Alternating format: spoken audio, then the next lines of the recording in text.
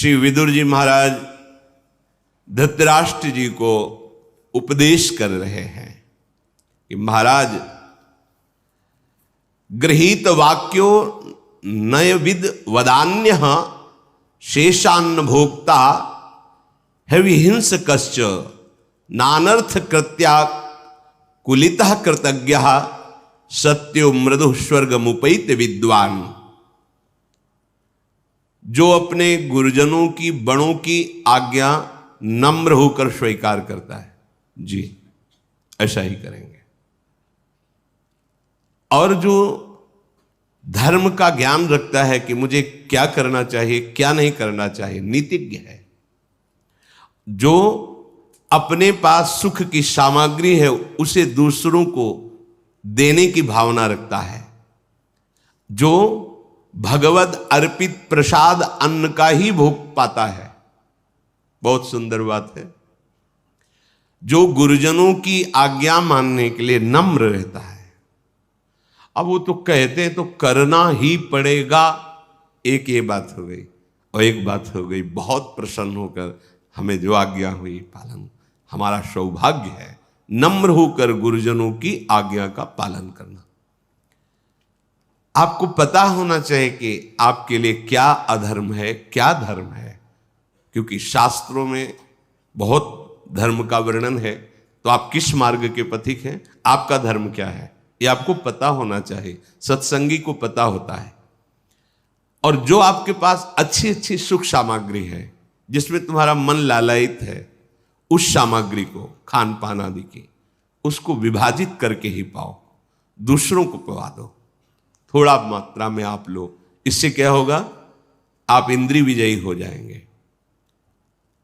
भगवत अर्पित ये नियम ले लें कि बिना प्रभु को अर्पित किए हम कुछ नहीं पाएंगे। भले आप नौकरी में, आपके हाथ में जो आया, आप एक क्षण रुकिए, आराध्य देव का स्मरण कीजिए, राधा वल्लभ लाल कीजिए, मन में ही बोल दिए प्रिया प्रीतम, हे प्रभु आपको अर्पित, कृपा हो गया, इतने से ही हो जाएगा। बिना स्मरण किए, अर्पित किए, जो आप पाओगे, आपकी बुद्धि भ्रष्ट हो जाएगी, पतित हो जाएगी। जल भी बिना नाम लिए नहीं पी, राधा वल्लभ लाल की जय, अर्पित किया, पी लिया। जो हिंसा रहित आचरण करता है, बहुत शांत, हम किसी भी जीव को मारे नहीं। देखो हमारा अधिकार है, जैसे इस सृष्टि में रहने का, ऐसे हर जीव की रचना भगवान ने की, उसका रहने का अधिकार है। जब तक आपका प्रारब्ध कर्म आपको दंड नहीं देता, तब तक कोई जीव आपको हानि नहीं पहुंचाएगा। एक तो ये सुविधाजनक वास है, जैसे शेनपुर और कई ऐसे गंगा के किनारे, सच्ची मानिए, जैसे चीटा होते ना, ऐसे बिच्छू घूमते थे, जैसे केचुआ घूमते, ऐसे सांप घूमते हैं। हजारों वर्ष पुराना जंगल शेनपुर। अब जिधर देखो कहीं सांप केली कर रहे, खेल रहे कोई से। अब जैसे आसन में ऐसे बैठे, सामने बिछखा पर सांप ऐसे आ जा रहे। आज भी जाके देख लो, बहुत अगर कटा नहीं होगा तो बहुत बड़ा जंगल, ऐसे पुराने पुराने बरगद की, मतलब सैकड़ों हाथ में एक ही बरगद है, कितने विशाल कदम, तमाल, ऐसे मन में एकदम आह्लादित रहता था। 2 रोटी, इतनी अरहर की दाल, 24 घंटे में केवल इतनी ही सुविधा थी भोजन की। जो भी संत जन रहे बस इतना है, ना कोई मीठा, ना फल, ना फूल, ना दूध, ना दोबारा रोटी, था ही नहीं। एकदम एकांत शून्य जंगल, तो बस इतना ही था, 2 मोटी रोटी और इतनी अरहर। और मन हर समय आह्लादित, क्योंकि वहाँ कोई विषय पदार्थ नहीं, कोई विषयों का प्रवेश नहीं। कभी कोई भूले भटके गंगा स्नान, क्योंकि घाट तो था नहीं, तो कभी कोई ऐसे। पर अगर आपके प्रारब्ध, उस समय ये विचार कर, जैसे मन कहता कहीं तो होता कि अगर है तो तुम तिजोरी में बंद हो जाओ, काट लेगा, नहीं है तो ऊपर से निकल जाएगा, काटेगा नहीं। पक्का विश्वास रखो ना, तो शांत। अब जहां आंख मुंदे ध्यान कहीं ऐसे, फिर उसको समझाना पड़ता, नहीं ऐसा नहीं, धीरे धीरे काफी समय मारे, एकदम मन निश्चिंत हो जाता। कभी किसी कीड़े ने नहीं काटा, विश्वास करो। अरे सांप मार दो, क्यों मार, उसका सृष्टि में रहने का अधिकार नहीं है क्या? अरे नहीं, काल है, काल को तुम मार सकते हो क्या? नहीं, ऐसा नहीं। किसी भी जीव को नहीं, ऐसे मारना नहीं। अगर आप हिंसा रहित आचरण करते तो बहुत जल्दी आपका हृदय पवित्र हो जाएगा। कुछ लोग जानबूझ के हिंसा करते रहते हैं, ऐसा नहीं, बोले अपनी सुरक्षा के लिए तो करनी, तो सृष्टि में सबका अधिकार जीने का है, भगवान ने सबको बनाया है। हाँ, आपके घर में ऐसा कोई जीव निकल रहा है, आप उसको निकलवा दीजिए, या आप स्वयं मारना नहीं है। कोई भी जीव किसी को ऐसे नहीं काट सकता जब तक उसका प्रारब्ध नहीं, प्रारब्ध है तो बचा नहीं सकते, वो वहीं जाके काटेगा जहां नियत है, तुम चाहे जितनी व्यवस्था कर लो। अनर्थपूर्ण कार्य उपासक को कभी नहीं करने चाहिए। अनर्थपूर्ण, जिससे दूसरों को दुख पहुंचाए, जो धर्म रहित, ऐसे आचरण नहीं करे। विदुर जी महाराज कह रहे, जब हम बोले तो सत्य बोलने की चेष्टा, क्यों बेमतलब झूठ का पाप लेते हैं? मतलब बुद्धि काम नहीं कर रही, बेमतलब झूठ बोल। अगर किसी के प्राण बच रहे हैं, कोई बहुत बड़े लाभ की वृत्ति किसी को मिल रही है, चलो भाई, नहीं तो सत्य बोलो। क्यों आप झूठ बोल? बिल्कुल खेल खेल में ढेर सारा झूठ बोल देते हैं, क्यों बोलते हो? ये वाणी की मलिनता आपके हृदय को मलिन करती रहेगी। सत्य वचन बोलने चाहिए और स्वभाव कोमल बनाना चाहिए। ऐसा उपासक बहुत शीघ्र भगवत सिद्धि को प्राप्त कर लेता है। कुल की रक्षा का विचार करो महाराज, धृतराष्ट्र से कह रहे हैं। सिद्धांत है, अगर शरीर का कोई एक अंग पूरे शरीर की हानि पहुंचा रहा हो तो उसे कटवा देना चाहिए। अगर कुल का एक पुरुष पूरे कुल का नाश कर रहा हो तो उसका त्याग कर देना चाहिए। अगर एक परिवार पूरे ग्राम का नाश कर रहा हो तो उस परिवार का त्याग कर देना चाहिए। यदि एक ग्राम पूरे देश का नाश कर रहा हो तो उस ग्राम का, गांव का त्याग कर देना चाहिए। और आत्म प्राप्ति के, आत्म अनुभव के लिए पूरे विश्व का त्याग कर देना चाहिए। विदुर जी महाराज कह रहे, आप कौओं के समान अपने पुत्र को प्यार कर रहे हैं और मोर के समान पांडवों की हानि चाहते हैं। सिंह को छोड़कर सियार का आश्रय ले रहे। महाराज, भला आपका मंगल होगा? आप विचार कीजिए। पुत्र उत्पन्न किया जाता है ऋण भार से मुक्त होने के लिए। यदि वो पुत्र कुमार्गगामी हो तो पितरों सहित माता पिता सबको नरक पहुंचा देता है। इसलिए महाराज, आप सावधान हो, आपके पुत्र कुमार्गगामी हैं। यदि पुत्र शयाना हो जाए, कर्तव्य का निर्णय करने योग्य हो जाए, अगर पुत्री है और उसका किसी वर के साथ पाणिग्रह कर दिया जाए, तो फिर गृहस्थ को चाहिए कि वो मुनि वृत्ति धारण करके अपने जीवन का चरम परम लक्ष्य प्राप्त करे, अर्थात भगवत प्राप्ति में। मानो धृतराष्ट्र जी से कह रहे कि तुम्हारा कर्तव्य पूर्ण हो चुका है, अब एक ही कर्तव्य है, आप धर्मयुक्त चलकर भजन कीजिए। फिर सुन लीजिए, पुत्र उत्पन्न करना, ऋण भार से मुक्त होना है। पितरों का और इस सृष्टि का हमारे ऊपर ऋण है। यदि हमारे पुत्र कुमार्गगामी हैं तो पितरों सहित माता पिता को नरक पहुंचा देते हैं। यदि पुत्र शयाना हो जाए, कर्तव्य का निर्णय करने लायक हो जाए, तो अपनी गृहस्थी का भार उसको सौंप दे, पुत्रियों का पाणिग्रहण संस्कार कर दे और स्वयं मौन व्रत धारण करके, ज्यादा उपदेशक नहीं, अपने आचरण सुधारे और भजन करके भगवत प्राप्ति करे। मुनिवृत्ति से रहे। मुनिवृत्ति मननशील महात्मा, हर समय भगवान के नाम रूप का चिंतन, आत्मस्वरूप का चिंतन, जो संपूर्ण प्राणियों के लिए हितकर हो, अपने लिए परम लाभदायक हो और ईश्वर अर्पण बुद्धि से किया जाए, वही कर्म सिद्धि प्रदान करता है।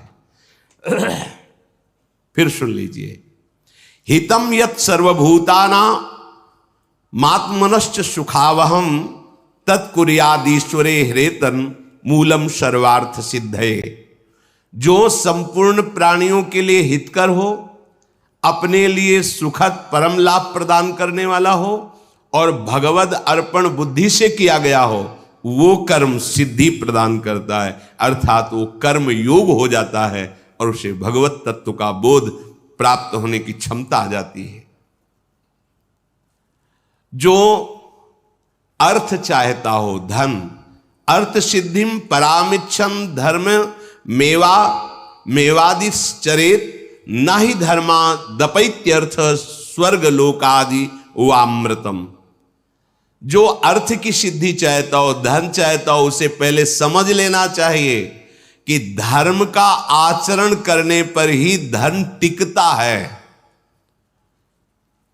जैसे स्वर्ग में अमृत पान करने को मिलता है, ऐसे धर्मात्मा पुरुष को अर्थ की सुविधाएं अपने आप प्राप्त होने लगती हैं। कोई सोचता है कि धर्म से चलने वाले को कष्ट बहुत मिलता है, ऐसा नहीं है।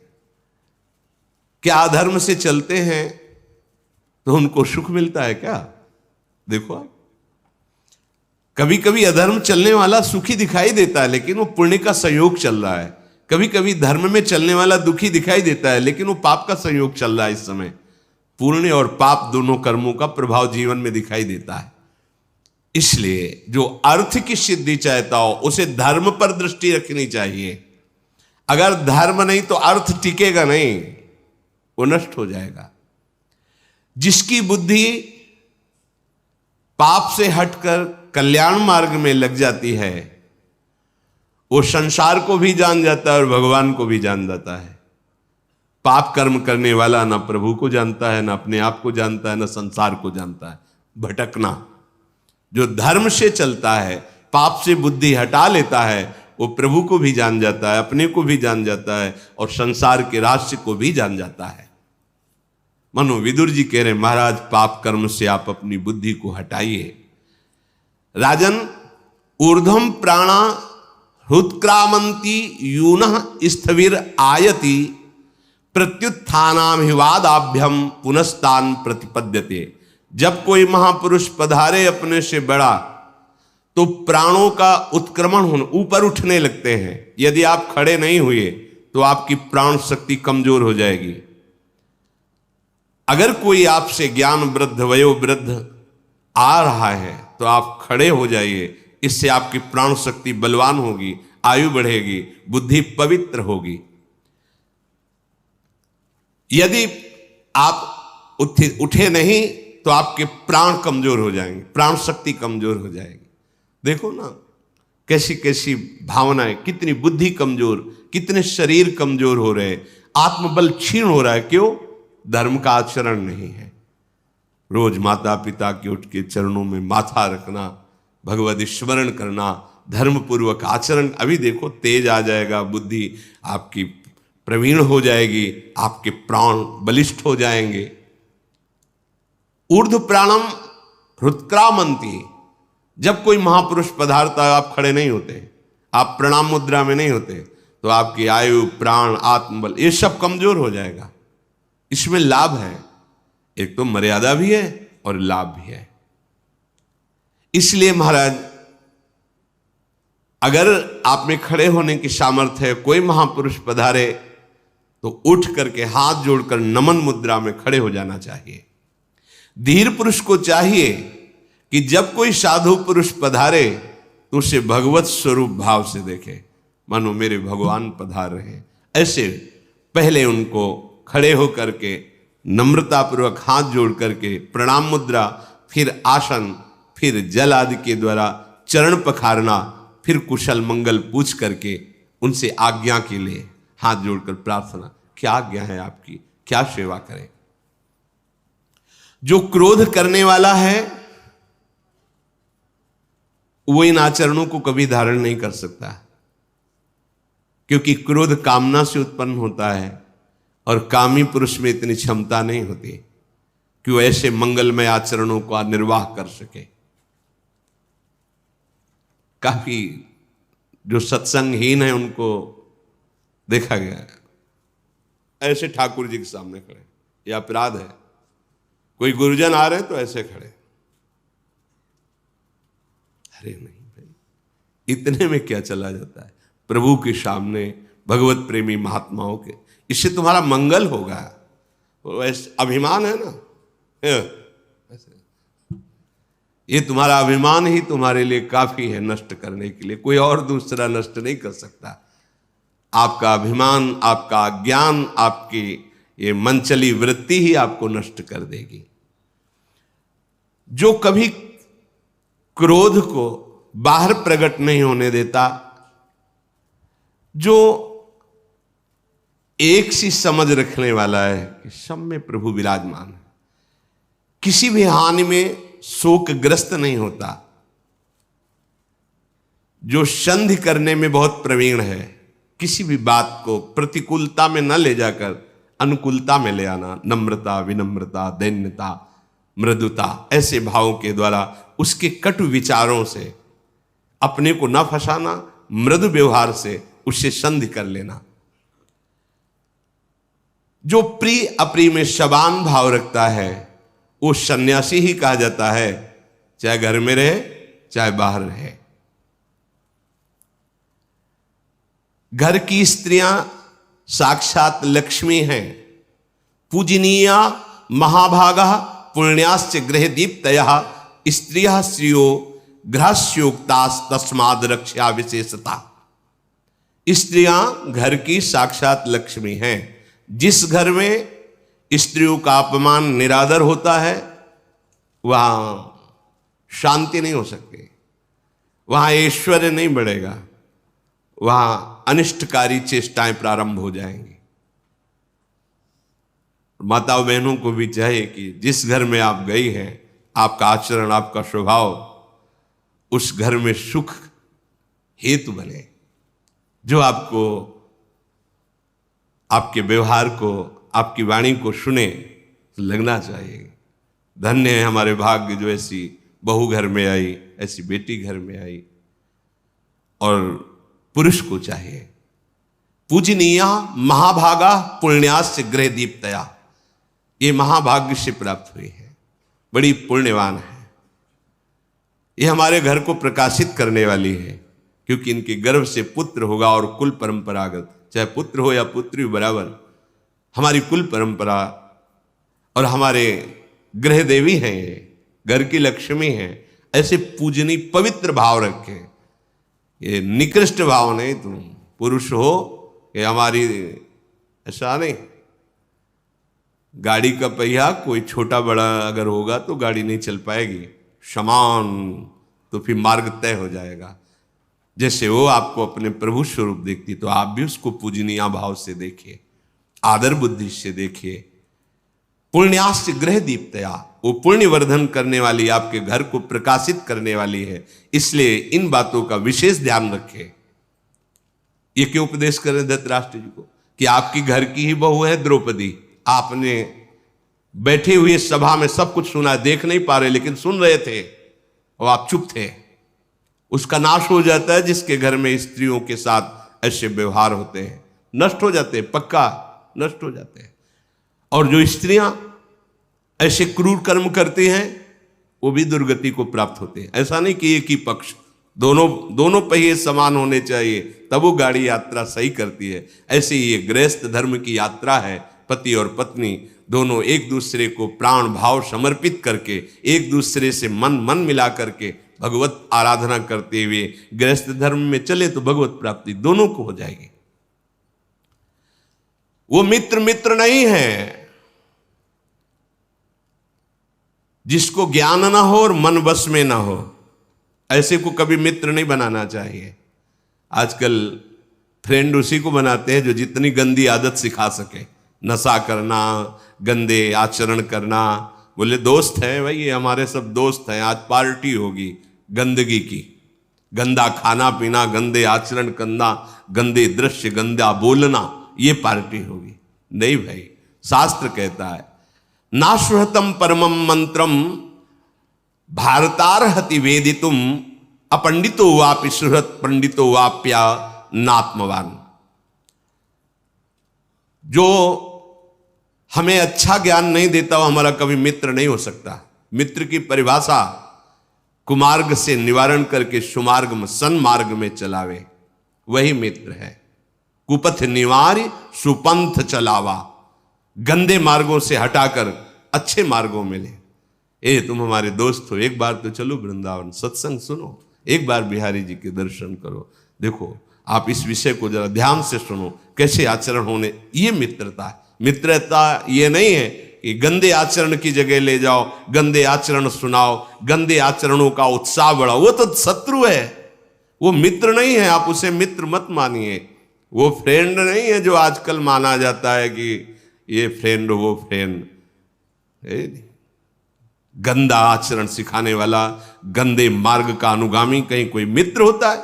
कुपथ निवार सुपंथ चलावा, कुपथ जो धर्म विरुद्ध आचरण, गंदे आचरण उनसे हटाकर सत मार्ग में चलाए, वही मित्र है।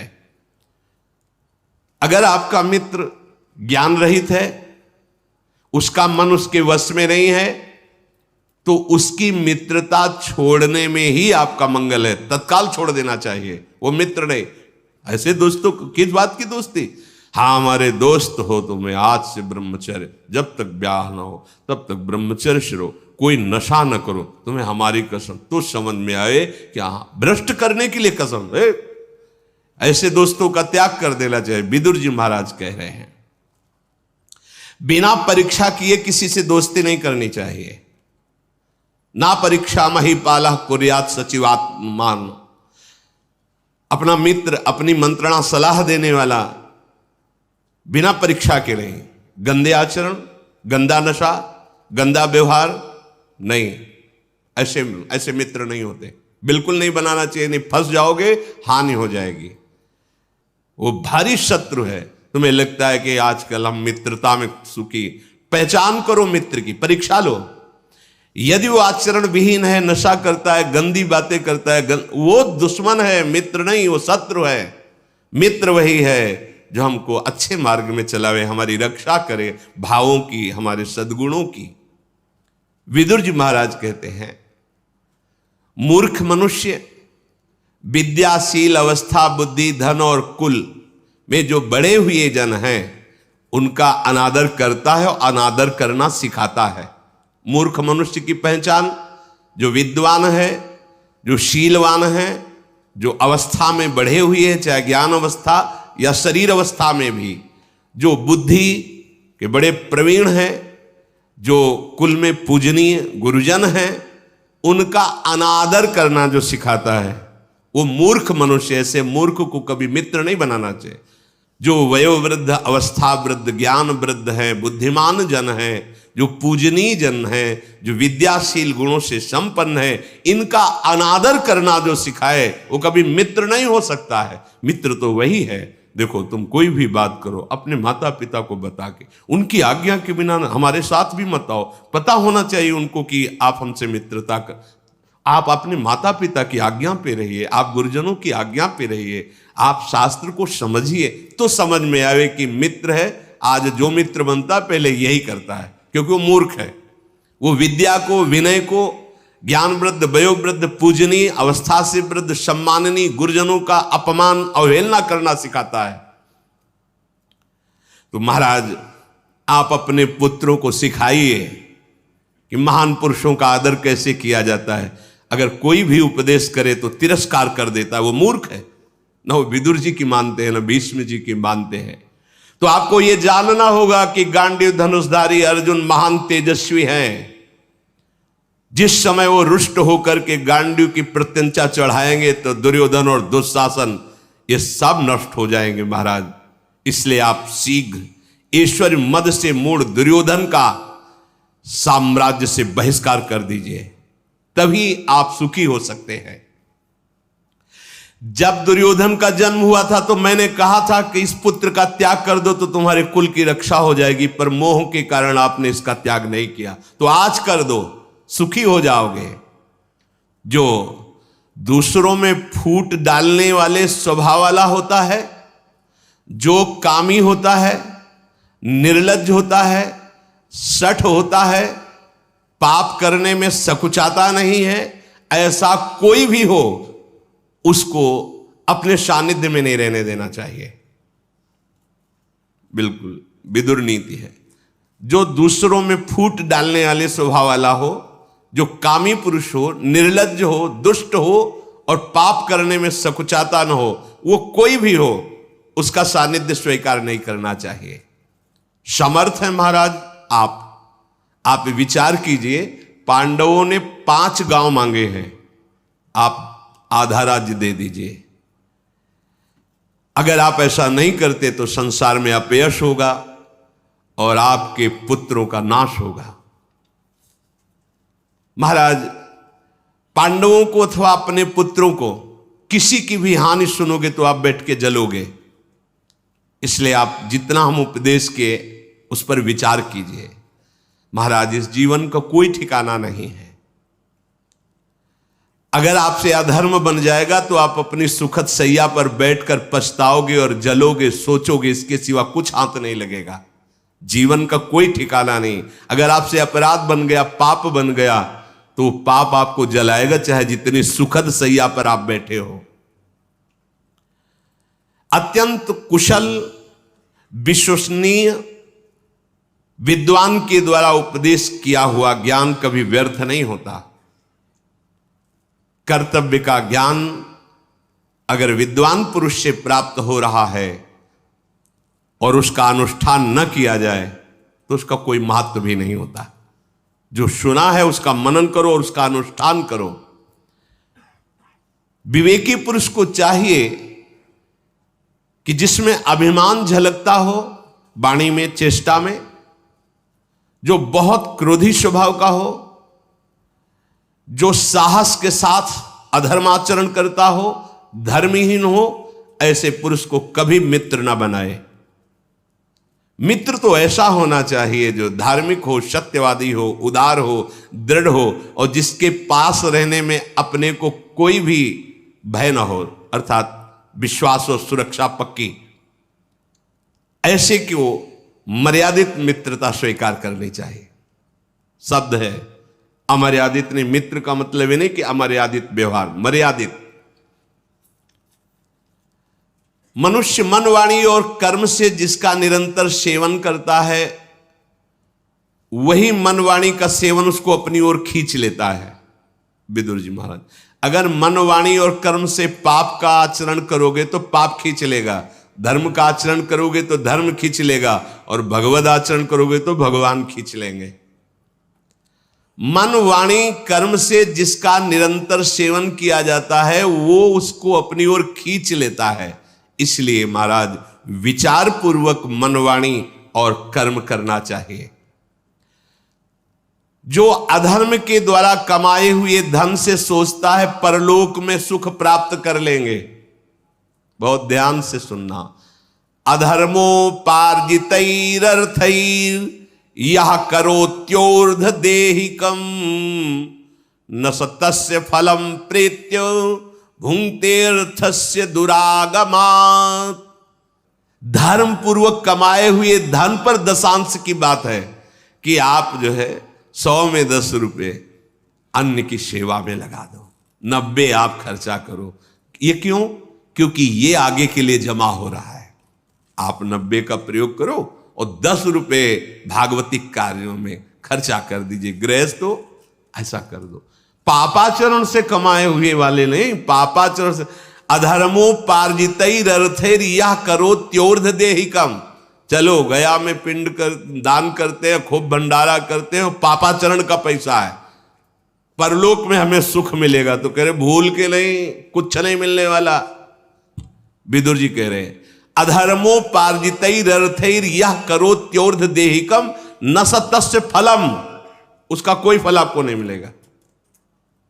भुंक्तेर्थस्य दुरागमात्, क्योंकि बुरे मार्ग से कमाया हुआ धन कभी तुम्हारी सदगति नहीं होने देगा। हाँ, एक उपाय है जो उदाहरणों में महापुरुषों के चरित्रों में पाया जाता है। जैसे वैश्या के बगीचे में संत जन गए, वो लेके गई अर्थ आदि, उन्होंने कहा अपना जब परिचय दिया, हम तो नहीं स्वीकार कर सकते, पर तुम अगर ये नियम लो कि आज से हम वैश्यावृत्ति बंद करते हैं और सारे धन को भगवान के चरणों में अर्पित करके नाम जब मंगल हो जाएगा। यह है, अभी तक भूल से अधर्माचरण होता रहा, अब भगवान की शरण में तन मन वचन सब समर्पित, अब आपका कल्याण हो। इसलिए सावधानी पूर्वक अगर आपको अर्थ भी कमाना तो धर्म के मार्ग से, धर्म को आगे रखिए। अब धर्म शब्द ही से परिचय नहीं है, अर्थ ही से केवल परिचय है। जहां अर्थ है वहां अनर्थ है, और जहां धर्म अर्थ है वहां कामनाओं की पूर्ति, आगे मोक्ष है। मनुष्य जीवन का लाभ मुक्त हो जाना, भगवत प्राप्त हो जाना है। महाराज, क्रोध को क्षमा से जीतिए। जब क्रोध आवे तो क्षमा जीत लीजिए। असाधुता को साधुता से जीत लीजिए। अपने अंदर की असाधुता को भी साधुओं के जो लक्षण हैं उनसे, और सामने जो साधुता कर रहा है अपनी साधुता से उसको जीत लीजिए। सामने क्रोध कर रहा है, क्षमा से जीत लीजिए। जो झूठ है उसको सत्य से जीत लीजिए। जो अपने गुरुजनों को नित्य प्रणाम करता है, अभिवादनशीलस्य नित्यम वृद्धोपसेविनः चत्वारि संप्रवर्धन्ते कीर्तिरायुर यशो बलम। जो नित्य अपने गुरुजनों को प्रणाम करता है, वृद्ध पुरुषों की सेवा करता है, उसकी कीर्ति, आयु, यश, बल ये चारों बढ़ते रहते हैं। जिसके पास 1000 रुपया है वो भी जीवित है, जिसके पास 100 रुपया है वो भी जीवित है। पर महाराज, जो लोभ पे लोभ करता जाता है वो जीते जी मर जाता है। लोभ और तृष्णा खाए जा रही, जल रहा है कामना से, वो जीता हुआ जीवन रहित है। क्योंकि अब धर्म का ज्ञान नहीं, केवल धन पर वृत्ति है। महाराज, यत पृथिव्याम ब्रीहियवम हिरण्यम पशवः स्त्रियः नालमेकस्य तत्सर्वमिति पश्यन्न मुह्यति। अगर जितनी पृथ्वी है, जौ धान्य है, जितनी स्त्रियां हैं, स्वर्ण, पशु, सारे भोग सामग्री एक पुरुष को दे दिए जाए तो भी उसको कभी तृप्ति नहीं हो सकती, क्योंकि मायाकृत है। इसलिए महाराज, विचारवान होकर आधा राज्य पांडवों को दे दो और आधे पर आप झूठ बोल करके जो उन्नति करता है, ध्यान दीजिए, वो उन्नति उसके पतन का कारण बनेगी। आज भले दिखाई दे रहा है, पर ऐसे गिरोगे संभल नहीं पाओगे। अनृतेच समुत्कर्षो, जो छल कपट झूठ के द्वारा अपनी उन्नति चाहता है, जो गुरुजनों की चुगली करता है, श्रेष्ठ पुरुषों की, अच्छा हमने तो ऐसा ऐसा समझा, हमने तो ऐसा ऐसा दिया, अरे कुछ नहीं ऐसा। पैशुनम माने चुगली करना। गुरुश्चालिक निर्बंध, जो गुरुजनों पर दोष देखता रहता है, दोषारोपण करता रहता है, ये ब्रह्म हत्यारे के समान दुर्गति को प्राप्त होते हैं। जो झूठ से, कपट से उन्नति प्राप्त करता है, जो दूसरों की, श्रेष्ठ जनों की चुगली करता है, जो गुरुजनों पर दोषारोपण, दोष दर्शन करता है, ये तीनों ब्रह्म हत्यारे हैं। तीनों ब्रह्म हत्यारे के समान दुर्गति को प्राप्त होते हैं। ये स्वभाव तो एकदम छोड़ देना चाहिए, जो दूसरों के दोष में अपने को वर्णन करने में उत्साहित होता है। कुछ लोग होते हैं जिनको 4 लोग मिल गए दूसरे की निंदा करने में ऐसा लगता है मानो उनको बहुत बड़ा कोई पद मिल रहा हो, ऐसा सुख होता है। जो दूसरों की निंदा करते हैं, कभी किसी की सेवा नहीं, सेवा का अभाव होता है, और अपनी प्रशंसा 4 लोगों के बीच में बैठ के कहते हैं और बड़ा उतावलापन दिखाते हैं कार्य में। ये अपने सुख, अपने वैभव, अपने आनंद की वृत्ति का नाश करने वाले स्वयं होते हैं। अपनी प्रशंसा और दूसरों की निंदा यह नाश का कारण है। बहुत सावधान रहना चाहिए। अपनी प्रशंसा, आत्म प्रशंसा। असूयैक पदम मृत्यु रतिवाद स्त्रियो वधा अशुश्रूषा त्वरा श्लाघा विद्याया सत्रवस्त्रया। मानो अपने ऐश्वर्य का वध कर रहा है, अपने आगे सुख का नाश कर रहा है। जो अपनी प्रशंसा करता है, दूसरों की निंदा करता है, और सेवा का अभाव है और उतावलापन है। महाराज, धन धान्य आदि से परिपूर्ण पृथ्वी का शासन करके अंत में सबको यहां राज्य और शरीर भी छोड़कर जाना होता है। बड़े बड़े बलवान, बड़े बड़े चक्रवर्ती सम्राट चले गए, इस पर दृष्टि डालिए आप। विदुर जी महाराज कह रहे, महाराज पुत्र को बड़े उत्साह के साथ पाला जाता है, और जब अधर्म आचरण बन जाते हैं तो वही पुत्र यौवन में मर जाता है। अधर्म आचरण, जैसे पीछे वर्णन हुआ था अकाल मृत्यु, ऐसे ऐसे आचरण करोगे तुम्हारी पूर्ण आयु नष्ट हो जाएगी। अब मनुष्य जब अपने जवान पुत्र को उठा करके घर से बाहर स्मशान की तरफ ले जाता है तो उसके हृदय में क्या होता है आप विचार कीजिए। धृतराष्ट्र से कह रहे, पहले उसके लिए जो बड़ी बड़ी बातें सोची थी, आज वो उसका शव लेकर के करुणा से विलाप करता हुआ जाता है और काष्ठ की चिता में काष्ठ की भांति उसको रख के जला देता है। फिर अब उस मरे हुए का क्या धन, क्या राज्य, क्या वैभव। अगर शरीर ना जलाया जाए तो पशु पक्षी नोच नोच के खा जाते, गाड़ दिया जाए तो कीड़े पड़कर नष्ट हो जाता है। वो केवल अपने किए हुए पाप और पुण्य को साथ ले जाता है। इसलिए महाराज अग्नि में जिसके शरीर को भस्म कर दिया गया, सब कुछ यहां छूट गया, जिसके लिए वो पाप कर रहा था, अधर्म कर रहा था, तो आप विचार कीजिए उसने अपना भला किया कि बुरा किया। लोक परलोक, ऊपर नीचे, कोई ऐसा लोक नहीं जहां ज्ञान न फैला हो। महाराज आप इस अज्ञान को नष्ट कीजिए, अपने मोह को हटाइए और धर्म का निर्णय कीजिए। महाराज जो केवल अपनी रसेंद्री और जनेंद्री के ही सुख में फंसा रहता है, हाथ पैर की, नेत्रों की, कानों की कोई सुरक्षा नहीं।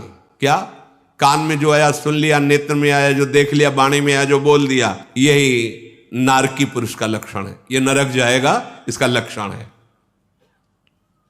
ये स्वयं धर्मराज बोल रहे हैं विदुर जी। बहुत ध्यान से ये सत्संग अपने जीवन को परम मार्ग में, सत्य मार्ग में चलाने वाला है। अगर हम एक एक बात समझे तो एक उपासक आए थे, वो कह रहे थे मुझे बहुत भय लग रहा है, जब आपके सत्संग सुनते तो रूह कांप जाती कि हमसे तो बहुत गलतियां हुई। अच्छा हो रहा है, आप भयभीत होकर अगर हमारे प्रभु की शरण में आ जाओगे तो आप निर्भय हो जाओगे, परम पद के अधिकारी हो जाओगे। महाराज उपासक को चाहिए प्रतिदिन 2 टाइम तो स्नान करे ही, प्रातः और सायं। आपको शौच लगे या न लगे, संध्या क्रिया होनी चाहिए आपकी, सायं क्रिया। मध्याह्न में अगर आप थोड़ा भी विश्राम किए, फिर इसके बाद आपके जो नित्य दिनचर्या हो, उसका शौच से कोई लेना देना नहीं कि शौच नहीं आई नहीं। आपकी दिनचर्या होनी चाहिए, आप साधु हैं, आपकी एक दिनचर्या होनी चाहिए। साधक को प्रतिदिन जल से 2 बार स्नान करना चाहिए। जैसे बिना यज्ञोपवीत का ब्राह्मण जल या अन्न पाने का अधिकारी नहीं उस समय, जब तक यज्ञोपवीत अगर टूट गया तो दूसरा डालो। ऐसे ही उपासक को, वैष्णव उपासक को तिलक कंठे, स्नान के तुरंत बाद 12 तिलक की रचना होनी चाहिए। ऐसा नहीं कि अब ऐसे जैसे अपने सुबह चलते हैं तो प्रगट में तिलक गीली रच का नहीं होता, पर सूखी रच से पूरे शरीर को अभिषिक्त करके और तिलक की रचना सूखी रच से करते हैं। फिर यहां आकर के गीली रच से तो रचना करते, एक क्षण भी नहीं बिना तिलक के नहीं। अगर मुख धोया तो सूखी रच ली बहुत जल्दी में, तो ऐसे तिलक की रचना कर ली। अब वो दिखाने के लिए नहीं दिखाई देता, पर वो संस्कार किए हैं, तिलक लगाए हैं। अब जब बाहर अपनी समय दिनचर्या तो फिर तिलक रचना। कंठी टूट गई है तो एक स्ट्रा में रखो, गले में धारण कर लिया। उपासक दोनों टाइम स्नान, 12 तिलक, कंठी, इससे कभी रहित। एक वो स्थिति है, क्या होता है अपने लोग जब थोड़ा मनमुखी बुद्धि रखते हैं ना, तो वो श्लोक प्रमाण लिखन्ति भुजमूल तो न खलु शंख चक्रादिकम विचित्र हरि मंदिरम रचयन्ति भालस्थले लसत्तुलसी मालिकाम दधति कंठ पीठे नवा गुरुर भजन विक्रमात् को ईते महाबुद्धिया। इसका अर्थ होता है कि वो कोई चिन्ह नहीं धारण करते, कंठी भी धारण नहीं करते, तिलक भी नहीं लगाते। क्यों? बोले गुरु प्रदत्त भजन की ऐसी ऊंची स्थिति हो गई कि देह भान रहित हो गए। स्थिति है वो, वहां स्थिति। गुरुर भजन विक्रमात्म, देखो गुरु भजन का बल कि देह भाव ही छूट गया, मैं कौन हूं, कहां हूं, कैसी सुधि नहीं है, पांचों भूले देह सुधि। अब अपने लोग कहां हैं? जब आचार्य लगाते हैं, इष्ट लगाते हैं, गुरुदेव लगाते हैं, तो हम इतने सिद्ध हो गए कि तिलक नहीं, कंठी नहीं। तो ये कह रहे हैं दोनों टाइम स्नान, प्रतिदिन 12 तिलक रचना। अगर आपको बहुत जल्दी है तो आप सूखी रज लेकर तुरंत तिलक लगा लीजिए। नित्य आचार्य ग्रंथ का स्वाध्याय, नित्य नियम पूर्वक, और किसी भी पतित के अन्न को न पाना, भोजन बहुत संभाल के होश में। अगर भोजन बेहोशी वृत्ति से लोगे तो बेहोश ही बने रहोगे, अर्थात अज्ञान ही बढ़ता चला जाएगा। जैसा आहार जाता है वैसा मन बनता है। जो सत्य का सेवन करता है गुरु की आज्ञा में रहता है। नित्योदकी नित्यज्ञोपवीति नित्य स्वाध्यायी पतितान्न वर्जी सत्यम ब्रुवन गुरुवे कर्म कुर्वन न ब्राह्मणश्च्यवते ब्रह्मलोकात्। जो सदैव 2 बार स्नान करता है, जैसे ब्राह्मण एक भी परिधान करता है, ऐसे वैष्णव होकर कंठी तिलक धारण करता है, शास्त्र का स्वाध्याय, आचार्य ग्रंथ का स्वाध्याय करता है, पतितों के अन्न का त्याग कर देता है, सत्य पे चलता है, सत्य बोलता है और गुरु की सेवा अर्थात गुरु की आज्ञा में रहता है, वो कभी ब्रह्म से विलग नहीं होता, अर्थात ब्रह्म स्वरूप में स्थित हो जाता है, वो ब्रह्म स्थिति को प्राप्त हो जाता है। धृतराष्ट्र जी बोले, विदुर जी आपकी वाणी सुनते सुनते मेरी श्रवणेंद्री को तृप्ति नहीं हो रही, बहुत गूढ़ बातें तुम कह रहे हो। विदुर जी ने कहा और भी गूढ़ बातें हैं, पर मैं उन्हें तुम्हें बता नहीं सकता, क्योंकि मेरे बोलने का अधिकार नहीं है। मैं एक शूद्रादासी से प्रकट हुआ हूं, यद्यपि उसको मैं जानता हूं, पर उपदेश करने का अधिकार ब्रह्म ऋषि को ही है। इसलिए इससे और गूढ़ बात जो आप पूछ रहे हो, तत्व को मैं जानता हूं, अर्थात सुन के हृदय में सब कोई धारण कर सकता है, पर उपदेश देने का अधिकार विदुर जी कह रहे हैं कि यह अधिकार केवल ब्रह्म ऋषि को है, आत्मज्ञान का उपदेश करने का अधिकार। विदुर जी बोले, राजन शूद्र योना वहम जातो नातोन्यद वक्त मुत्स है कुमारस्य तू या बुद्धिर वेदताम शाश्वती महम। जो साक्षात ब्रह्मा जी से प्रकट हुए हैं कुमार, उन सनत सुजात को मैं स्मरण के द्वारा आह्वान करके बुलाऊंगा और आप उनसे प्रश्न कीजिए, इस अध्यात्म विद्या का उपदेश करेंगे। यद्यपि मुझे ज्ञान है, पर मैं शूद्रादासी के गर्भ से प्रकट हुआ हूं, तो उपदेश देने का अधिकार नहीं, उपदेश ब्रह्म ऋषि को देने का अधिकार है। सनत सुजात जी ब्रह्म ऋषि हैं, वो आपको ब्राह्मी ही योनि मापन्नम सुगृहमपि यो वदेत न तेन गर्हो देवानाम तस्मादेत तद ब्रवीमिते। जब कोई इस ब्रह्म ऋषि पदवी पे नहीं होता और उपदेश करता है, तो जो दैवी शक्तियां हैं उस पर आक्रमण कर देते हैं, अर्थात उसकी बुद्धि भ्रष्ट हो जाती है, वो भ्रष्ट आचरण वाला हो जाता है। ये साक्षात धर्मराज विदुर जी बोल रहे हैं। ब्राह्मी ही योनिमापन्न, उस ब्राह्मी योनि में प्रकट हुआ हो, सुगुह्यमपि यो वदेत, जो वेद का गुह्य विषय है वो उसी से उपदेश लेना चाहिए। हम सुनकर धारण करके मुक्त हो सकते हैं, लेकिन उपदेश देने का अधिकार विदुर जी महाराज, जो साक्षात धर्म के स्वरूप है, वो कह रहे हैं उस ब्रह्म ऋषि को है। नहीं तो गर्हो देवानाम, जो देवता है, जो देवी शक्तियां हैं, फिर उस पर नाराज हो जाते हैं, आक्रमण करती है। परीक्षा दीजिए, आपकी क्षमता है। इसलिए धृतराष्ट्र जी ने विनय किया, तो विदुर जी तुम उत्तम व्रत वाले ऋषि को तत्काल बुलाइए, मेरे हृदय में बहुत आकांक्षा हो रही कि मैं उनका दर्शन भी करूं, आदर भी करूं, और उनके मुख से वो जो वेदों का गुह्य विषय है मैं उसे सुन सकूं। आज तो मैं बड़ा भाग्यवान का अनुभव कर रहा हूं कि मैं हूं, क्योंकि आपके द्वारा समाधान और आपके द्वारा अध्यात्म का समाधान कराने के लिए स्वयं ब्रह्म ऋषि कुमार आ रहे हैं। तदनंतर विदुर जी ने एकाग्र होकर जीव ही कुमार का चिंतन किया तो सनत सुजात जी महाराज पधारे, जो सदैव ब्रह्मचर्य में स्थित रहते हैं, भागवतिक सिद्धांत से पूर्ण है, ब्रह्मबोध संपन्न है। सनत सुजात से पूछा क्या मृत्यु होती है? सनत सुजात जी उत्तर देते हैं, वो शेष जागे। श्री राधा वल्लभ लाल की।